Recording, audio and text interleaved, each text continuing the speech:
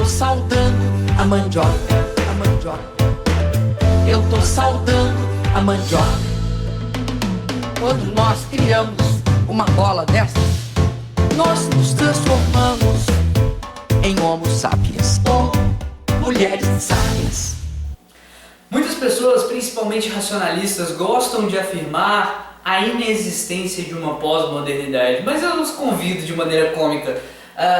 Tem prova mais cabal, mais demonstrativa de que estamos numa pós-modernidade do que as declarações e certas gafes da nossa Presidente da República? É claro que a colocação "estaríamos numa pós-modernidade" é uma afirmação muito ampla e existem vários significados por trás disso. Uma superação da modernidade, do racionalismo, marca da modernidade, uma perda de referencial. Por exemplo, você vê isso nas artes, onde não se procura a elevação suprema do complexo lindo e musical, ou da arte mais próxima da realidade na escultura, e de repente você vê várias representações de conteúdo que muitas vezes se questionam: qual é o valor disso? Então, portanto, uma perda de referencial é o que muitos colocam como uma das marcas da pós-modernidade. Eu procurarei então, nesse vídeo, enfrentar uma questão, não um problema, ou sim um problema, mas um problema como uma questão, um problema a ser resolvido. Seria o problema da ética. Como ter uma ética num local onde muitas pessoas falam de perda de referencial, outras falam de pluralismo de convicções. Como ter uma ética, um ideal de comportamento, como falar sobre isso nessa situação. Conforme já vimos, eu deixei um teaser em que eu apontei 3 filósofos como principais para a abordagem desse tema que eu vou trabalhar hoje. Esta questão da ética na situação contemporânea é marcada, entendem alguns, e eu os acompanho, por um descrédito a uma coisa que nos pareceu uma lâmpada que nos levaria ao fim último da sociedade, ou o fim último da história e coisas assim. Muito se pensou assim, de maneira finalista, idealizada da sociedade e da história, ou na mitologia, ou como queiram. Então, a partir de um conceito de ética aristotélico, Aristóteles vem depois de Platão, fazendo uma breve crítica minha pessoal à estrutura de política escravista presente na política de Aristóteles, eu retorno então a Platão, entendendo eu junto com outros, como veremos, que a origem dessa supervalorização de uma coisa que hoje não é tão supervalorizada estaria em Platão, que veio desembocando numa estrutura de pensamento, e no meio dessa estrutura de pensamento surgiu a ideia de uma moral ou uma ética autônoma, cujo ápice racionalista alguns entendem seria Kant. Após chegarmos nessa estrutura da ética formada na razão autônoma do ser humano, vamos partir para certa descrença no racionalismo gerar uma ética perfeita ou alguma coisa nesse sentido, uma estrutura de cidade perfeita, o que é atacado por pessoas como Nietzsche e posteriormente Karl Popper. E nessa linha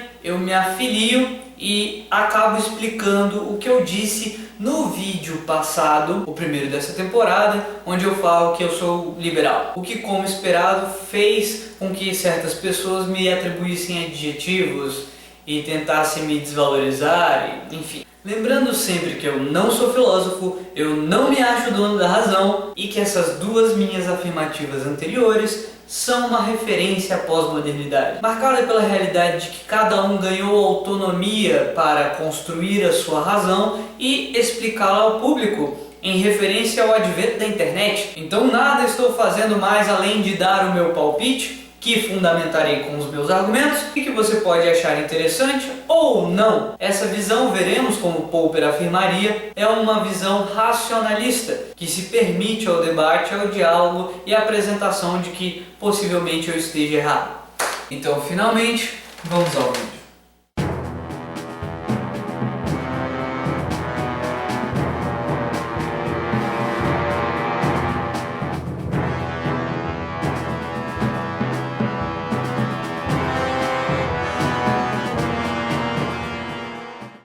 Vamos lá. Como prometido, primeiramente vamos à Ética Nicômaco, de Aristóteles, para retirar o significado de ética. Para Aristóteles, nessa obra, cada coisa tem um fim, cada atividade tem um fim, como por exemplo, A medicina tem o fim da saúde, portanto valeria investigar qual seria o fim da política. E ele então no primeiro livro afirma: retomemos a nossa investigação e procuremos determinar, à luz deste fato de que todo conhecimento e todo trabalho visa algum bem, o fim, quais afirmamos ser os objetivos da ciência política e qual é o mais alto de todos os bens que se pode alcançar pela ação. Verbalmente, quase todos estão de acordo, pois tanto o vulgo como os homens de cultura superior dizem ser esse fim a felicidade, e identificam o bem viver e o bem agir como o ser feliz. Diferem, porém, quanto ao que seja a felicidade. Os primeiros, os vulgos ou os vulgares, pensam que seja alguma coisa simples e óbvia, como o prazer, a riqueza ou as honras, muito embora discordem entre si. Mais abaixo ele afirma: a julgar pela vida que os homens levam em geral, a maioria deles e os homens de tipo mais vulgar parecem, não sem um certo fundamento, identificar o bem ou a felicidade com o prazer e por isso amam a vida dos gozos. Pode-se dizer com efeito que existem 3 tipos de vida: a que acabamos de mencionar, a vida do gozo, a vida política e a contemplativa. Como haveremos de ver ainda, Platão identifica o verdadeiro bem com a arte contemplativa, com a arte do filósofo. Pelo menos assim o faz em A República. Enquanto identifica a busca dos prazeres carnais com uma coisa ruim, mas eu estou comentando isso meramente en passant. Ainda em outro dia falarei mais em Ética Nicômaco, especialmente no livro 5º, porque a gente tira muitas coisas de Ética Nicômaco para as noções de justiça atuais, usadas no judiciário e no senso comum de muitas pessoas. Mas por agora eu quero fazer só uma referência ao 2º livro, no qual ele define ética como conceito de virtude moral construída pelo hábito. Sendo, pois, de 2 espécies a virtude, intelectual e moral, a primeira, a intelectual, por via de regra, gera-se e cresce graças ao ensino, por isso requer experiência e tempo, enquanto a virtude moral é adquirida em resultado do hábito, donde ter se formado o seu nome por uma pequena modificação da palavra ethos, que significa hábito. Em seguida, Aristóteles vem falar que o hábito ideal seria meio que uma procura do caminho do meio budista. Vou fazer uma referência direta que fica mais fácil de acreditar. O homem que a tudo teme e de tudo foge, não fazendo frente a nada, torna-se um covarde.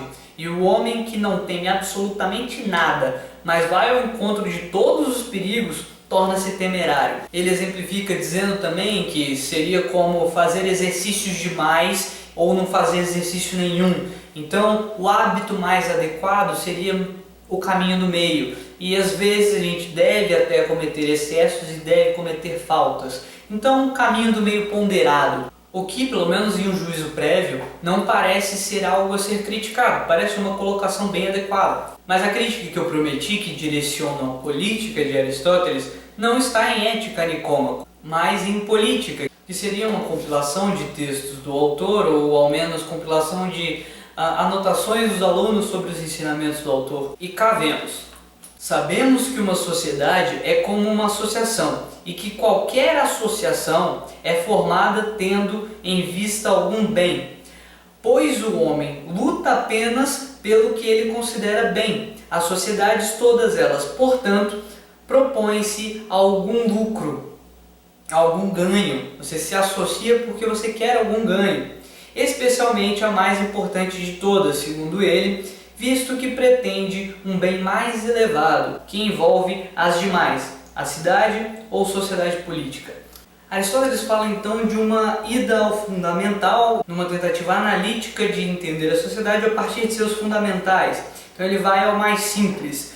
Deve-se primeiramente unir em dupla os seres que, como o homem e a mulher, não têm existência individual, devido à reprodução. Não constitui esse fato neles a consequência de uma ideia pré-concebida. A natureza inspira-lhes, assim como aos outros animais, e do mesmo modo as plantas, o desejo de deixarem depois deles um ser que lhes seja semelhante. Há ainda, por ação da natureza e para a manutenção das espécies, um ser que manda e outro que obedece. Pois aquele que tem inteligência capaz de prever tem, de modo natural, autoridade e poder de chefe. Aquele que não tem, senão força física para executar, deve obrigatoriamente obedecer e servir. E, portanto, o interesse do amo é o mesmo do servo. Se você ler o primeiro livro, ou pelo menos o primeiro capítulo, tem traduções que não tem primeiro capítulo nesse primeiro livro, de A Política, você vai ver que Aristóteles faz aquela famosa afirmação de que o ser humano é um ser político, um animal político, ou um político, não sei, não falo grego. E comprometido ele parte do fundamental, seguindo o raciocínio do que eu acabei de lhes dizer. A dupla união entre homem e mulher, o senhor e o escravo, forma, antes de mais nada, a família. Pois ele vem, a sociedade formada por inúmeros pequenos burgos constitui-se uma cidade completa, com todos os meios para se prover a si mesma, ou seja, um grupo de famílias que consegue prover a si mesmo e tendo alcançado, por assim dizer, a finalidade que se tinha proposto. Existindo, sobretudo, pela necessidade mesma de viver, ela subsiste para uma existência feliz. Esta a razão pela qual toda cidade se integra na natureza, visto que a própria natureza foi quem transformou as primevas sociedades. Ora, a natureza era a finalidade de tais sociedades, e a natureza é o real fim de todas as coisas. A respeito dos diversos seres, dizemos, portanto, que eles estão integrados na natureza, assim que atinjam o completo desenvolvimento que lhes é próprio. Além disso, a finalidade para a qual cada ser foi criado é de cada qual ser bastante a si mesmo.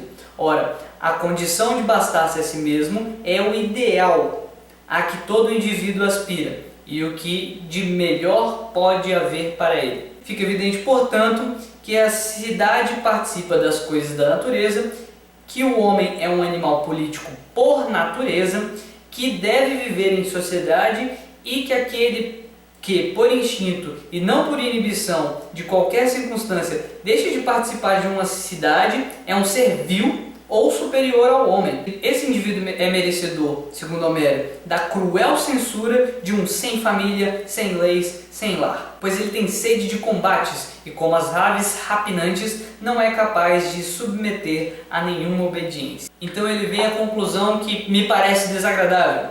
Na ordem natural, o Estado antepõe-se à família e a cada indivíduo, visto que o todo deve obrigatoriamente ser posto antes da parte. Ou seja, o que quer dizer aqui Aristóteles é que a sociedade foi feita para ser autônoma e o homem faz parte da sociedade.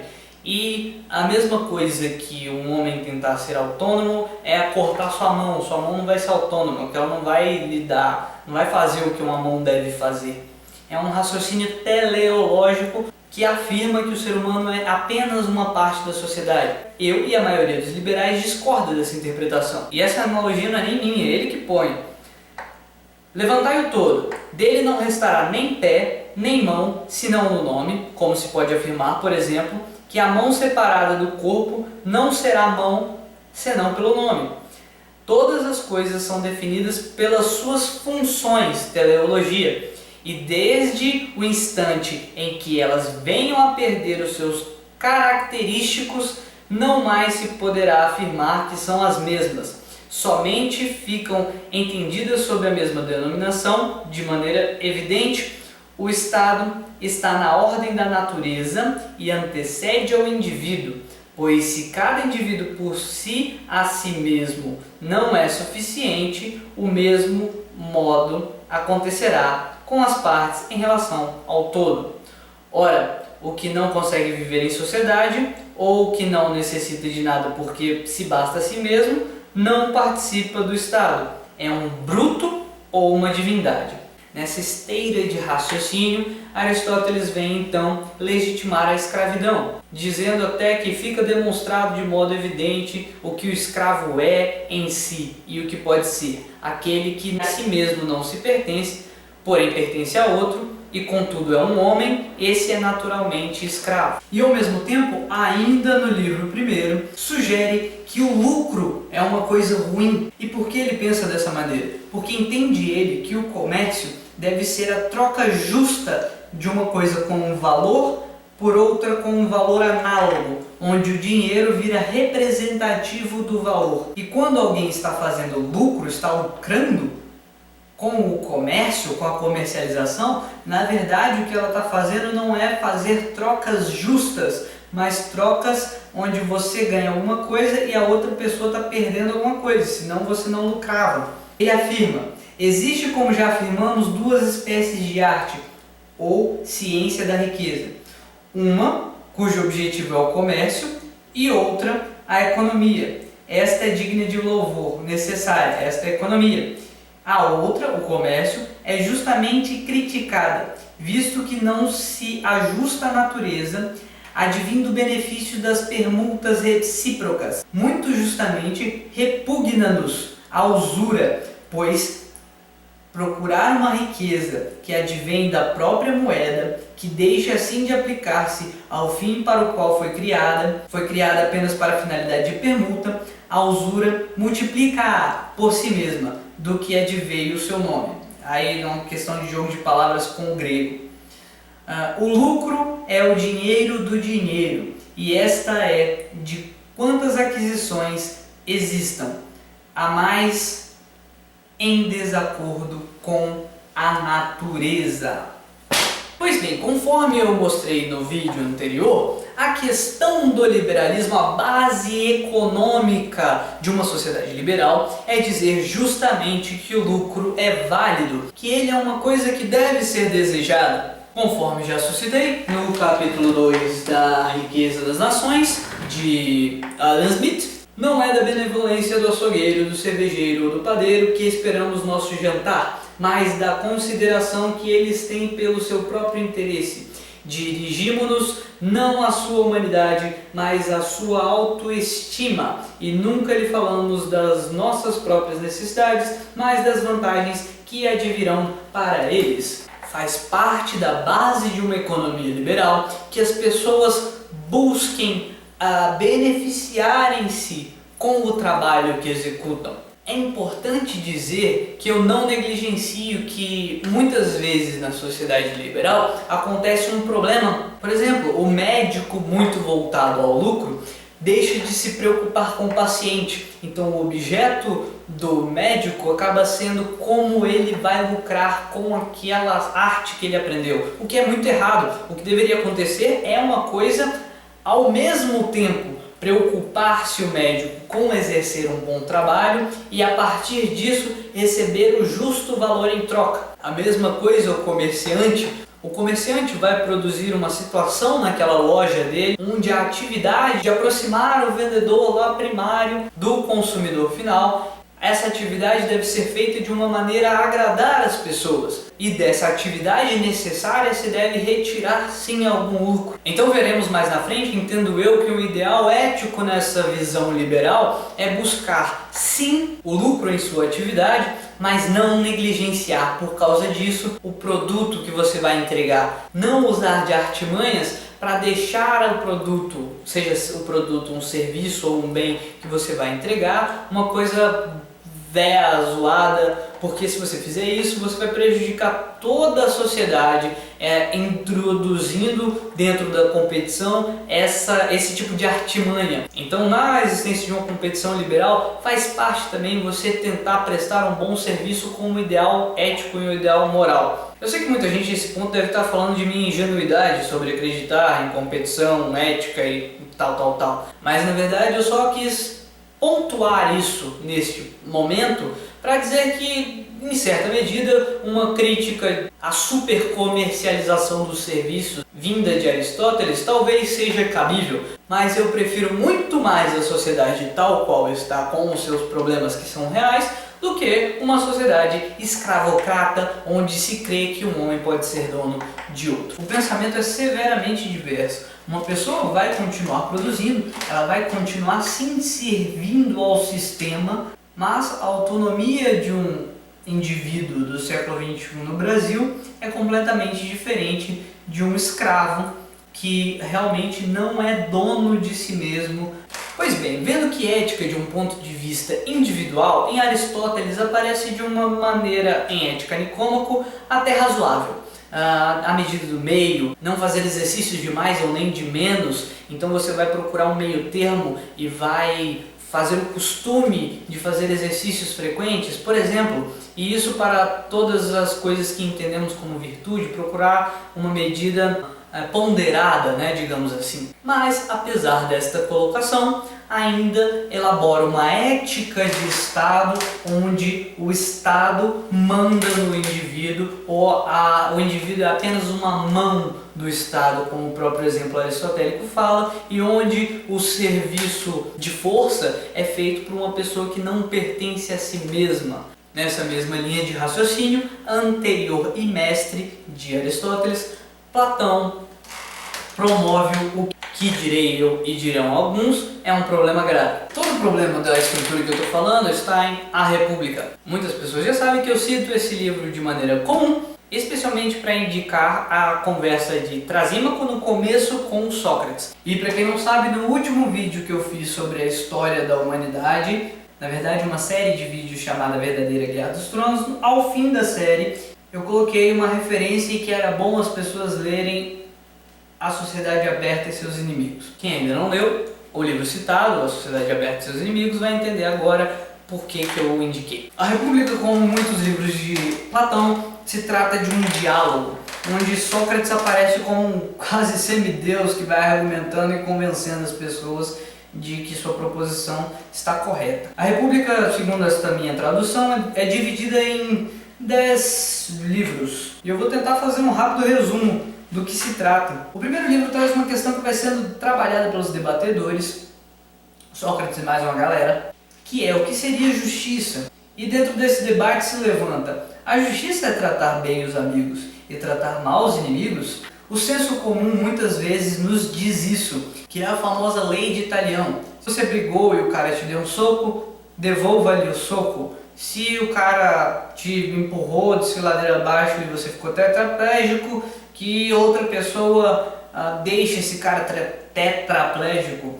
Isso seria o ideal de justiça troco, né? Tratar o amigo como amigo, o inimigo como inimigo, devolva-lhe uma coisa ruim na exata medida. É um senso muito voltado à igualdade, medida, mesma medida. É muito simples de compreender isso, essa tendência do homem a entender justiça desta maneira, o justo, aquilo que não sobra, aquilo que não falta, aquilo que é ajustado, é na medida correta, igual ao que o outro fez. Só que Sócrates, nesse primeiro livro, ele tenta sustentar que talvez essa noção esteja um pouco equivocada, ao sustentar que fazer justiça é fazer um bem, correto? Como pode uma pessoa fazer o bem, fazendo o bem, estimular o mal? Então ele fala do seguinte: cavalos rebeldes. Se você bater em cavalos rebeldes, isso ajuda esse cavalo rebelde a ser um melhor cavalo? Ou você vai deixar ele mais irritadiço, mais troglodita? Então Sócrates sustenta que talvez o mesmo raciocínio seja feito para o homem. Você não vai pegar um menino rebelde, que às vezes faz algumas coisas erradas, e tratá-lo na mesma medida exata de sua rebeldia. Então uma das primeiras respostas de Platão, usando a boca de Sócrates no primeiro livro, é dizer que a justiça não necessariamente é fazer mal para o inimigo. Mas então Trasímaco aparece e diz: na verdade, eu digo exatamente para vocês o que seria a justiça. A justiça é aquilo que o mais forte põe. Isso para referência, como veremos, à ideia de direito posto. O direito posto pelo mais forte, porque aquele que se impõe, ele vai dizer o que é certo, o que é errado, o que deixa de ser. E porque ele é forte, ele vai dizer para as outras pessoas o que elas devem fazer ou deixar de fazer, o que ele acha que é correto. Então o justo seria o vantajoso para o mais forte, ou que por ser mais forte tentaria beneficiar a si mesmo, deveria beneficiar a si mesmo. Sócrates, pelo contrário, e aqui para mim seria o ápice do livro, se o livro tivesse acabado aqui ele passaria uma mensagem interessante, sustenta que aquele que faz mal, os fortes que fazem mal, na verdade não fazem bem algum. Ele faz referência à medicina. A medicina tem o objetivo Provocar a saúde. Qual é o objetivo daquele que é forte? É provocar a desgraça? Não, é produzir o bem para todos ali em convívio. E para provar a colocação dele, ele faz uma argumentação bem interessante. Se o forte vai se impor, entende você, Trasímaco, que uma cidade que escraviza a outra, que força, se impõe e tal, é uma cidade que faz o justo, sendo justo a ação do mais forte, sobre o mais fraco? Trasímaco venha concordar. Então ele diz: imagine uma cidade de salteadores, ou uma cidade de piratas, ou uma cidade de pessoas que vão se impor a outras pessoas pela força da violência. Agora imagine essa cidade, ou mesmo, o melhor exemplo que eu posso te dar é um barco pirata. Imagina um barco pirata onde cada indivíduo tenta se impor pela força. No momento que um estiver dando mole como líder, um mais habilidoso vai lá e esfaqueia. Imagina isso dentro de um barco. Esse barco vai se sustentar? Ou imagine isso numa cidade ou numa tribo. Essa tribo de pessoas querendo se impor, essa cidade fica bem? Não. Então, sustenta Sócrates, é que de certa forma, Trasímaco, a injustiça propicia rebeliões, ódio e luta de uns contra os outros, mas a justiça, a concórdia e a amizade, ou não. Então vai concluir, é que não se poupariam mutuamente se fossem inteiramente injustos, é que, no íntimo deles, há uma justiça que os impede de cometer injustiças contra os seus e simultaneamente contra o adversário, e que foi por meio dela que praticaram os atos que praticam. Realizam empresas injustas, sendo maus pela metade, visto que os inteira e integralmente maus são também incapazes de agir com perfeição. Ou seja, no primeiro capítulo está muito bem colocado que o conceito de justiça como porque eu quis do mais forte é uma bobagem fenomenal, porque as pessoas vivem em sociedade, em uma medida até o mais libertário. Se ele fala em comércio, ele fala em comercializar com outra pessoa, então é viver em sociedade. Então, uma pessoa que é completamente injusta com todos à sua volta promove a rebelião, o ódio, a raiva, a desconfiança naqueles que estão à sua volta, e no seu agir não consegue produzir um ambiente social produtivo para ele mesmo. Então o ato de produzir injustiça produz mal não só para o próximo, mas para si próprio. Essa imposição, essa falta de consciência do próximo não machuca só a outra pessoa, mas a si mesmo. Então nem o próprio injusto, no sentido aqui específico de aquele que quer se impor e dane-se o que for acontecer com outra pessoa, o que importa é ele próprio, ele não faz bem para si mesmo. Essa colocação é muito interessante, é muito inteligente e falaremos dela mais tarde.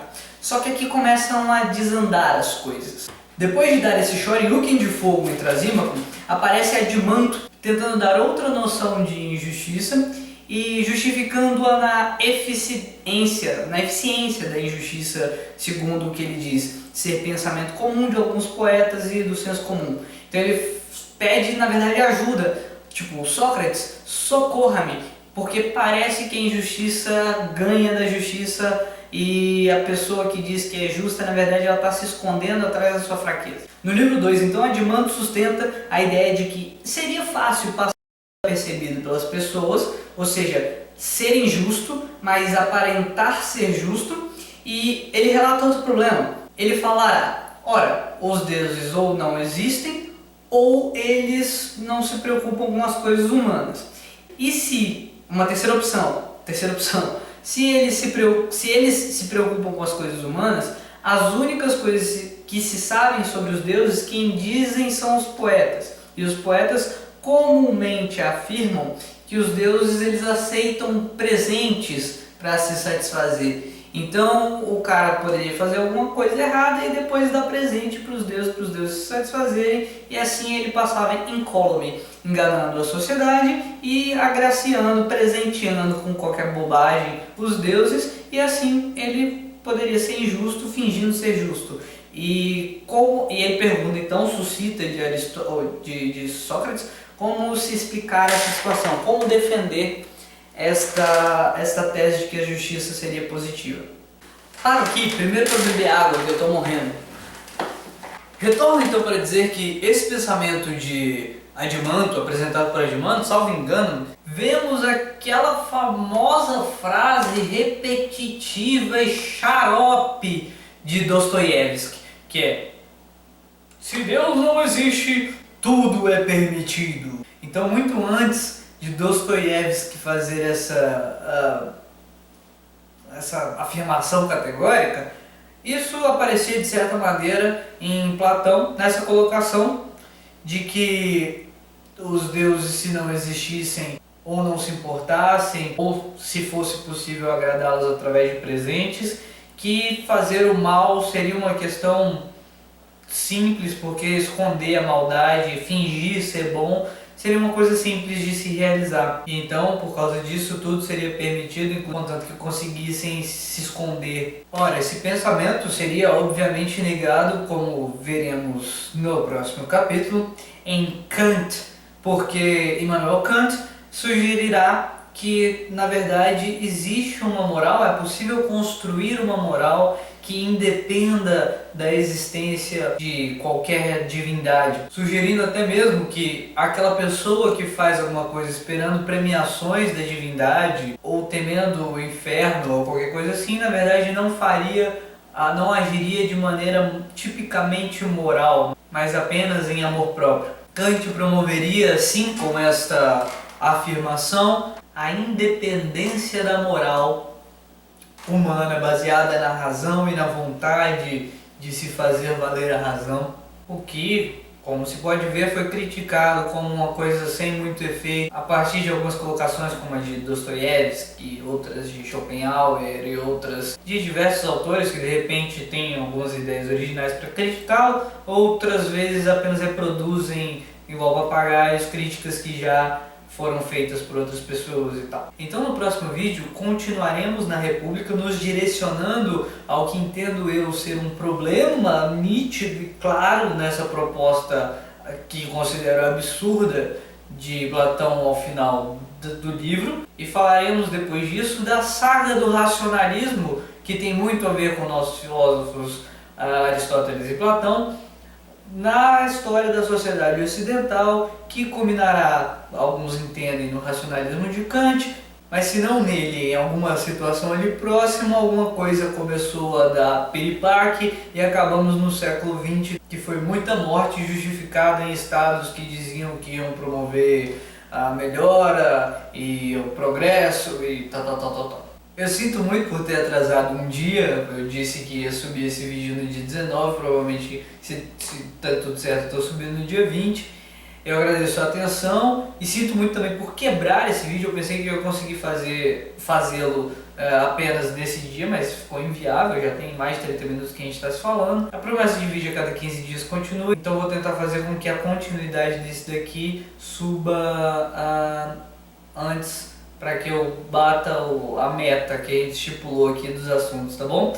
Então, obrigado pela atenção de todos, sempre, e também sempre, paz para todos.